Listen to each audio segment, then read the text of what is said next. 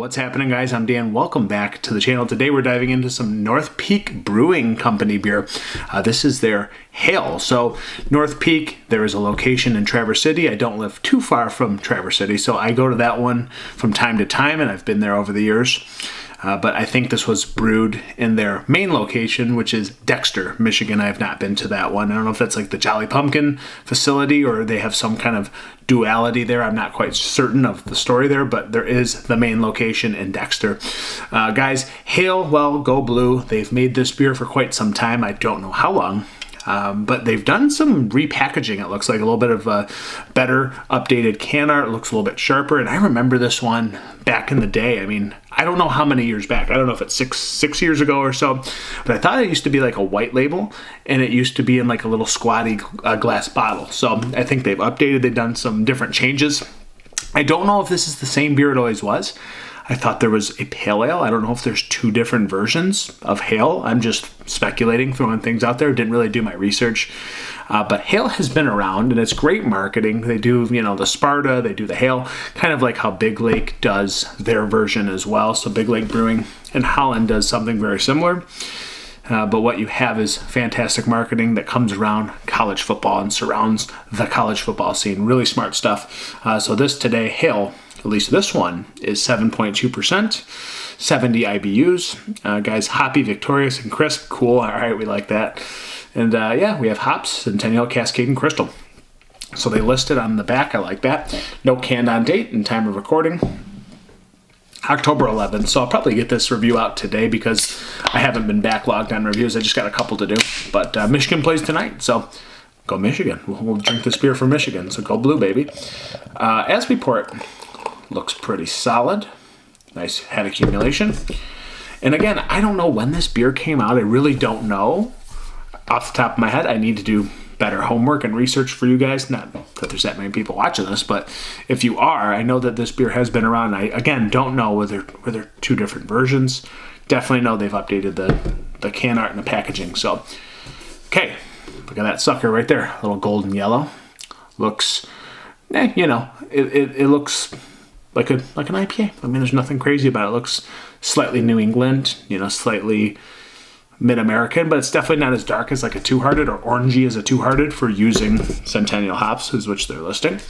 You see the two-hearted, that's a dark orangey copper. This one's more of that brighter yellow, a little bit of copper mixed in, not much, a little orange. Looks good though. The head retention's great, very, very soft, sliding down the glass really nice, Dawn soapy, pretty thick. It smells good from here, but I don't know when it was canned, obviously. Let's get a nose.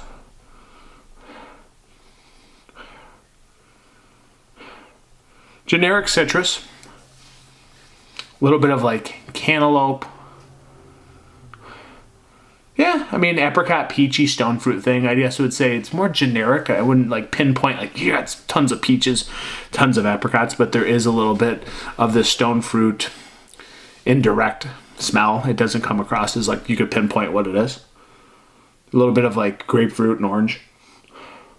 Maybe a kiss of floral in here as well.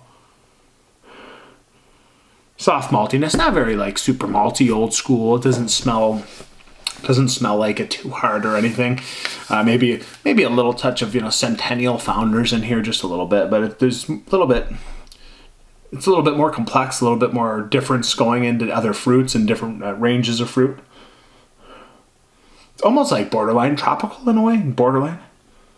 But again, I think we can hug the stone fruit realm. We can hug a little bit of this soft clementine orange. Maybe a kiss of grapefruit, but again, more leaning towards stone fruit realm. Not super florally, not super malty, but it's just it smells like a generic like old school, new school hybrid IPA. That's kind of what I'm getting out of this.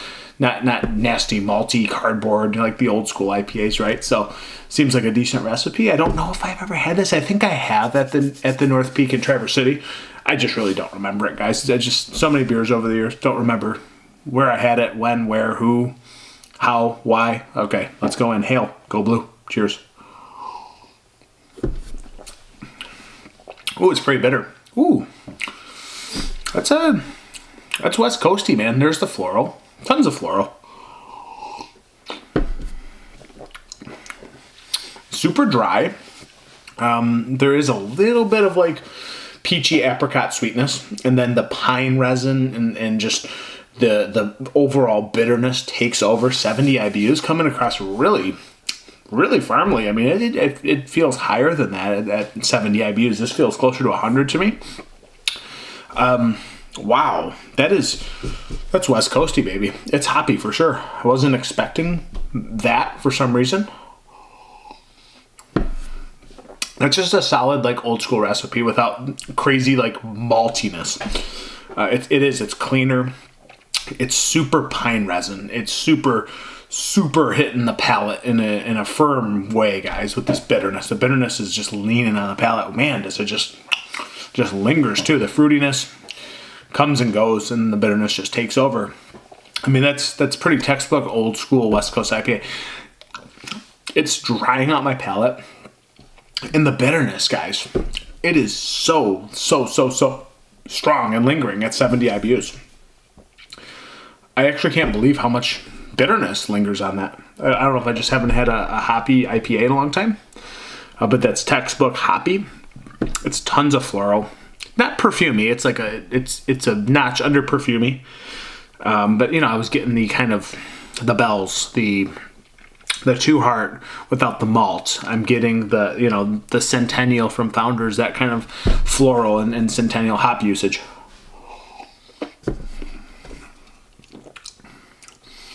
It's a big beer though. So I mean, it's a little bit higher than Two Heart, and again, floral for days.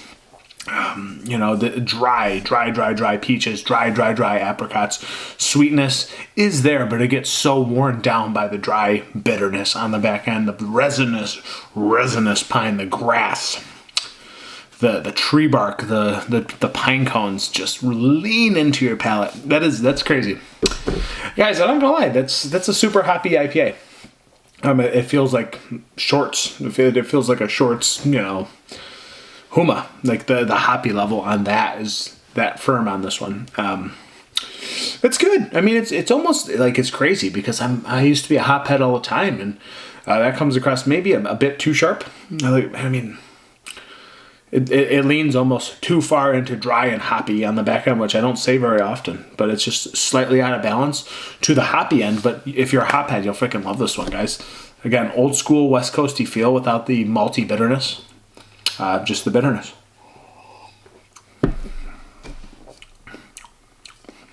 Okay, lots of perfume. Now I'm getting more perfume.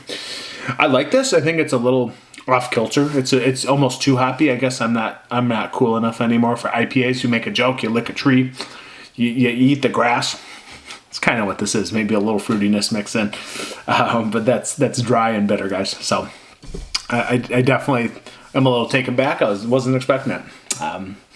Frickin' A. Go blue. Let's go. Man, if it was just like a skosh fruitier and a little less dominant on the back end, probably rated a little higher, but that's just me for balance and drinkability. But definitely an old school West Coast feel on this one, guys. Just dialed down maltiness. Yeah. Let's go 377. I'm going to go 377 out of 5, guys. That's where I'm putting this Hale Michigan IPA. Thank you so much for being here. If you're going to pour a beer, remember, pour Michigan beer. Go blue.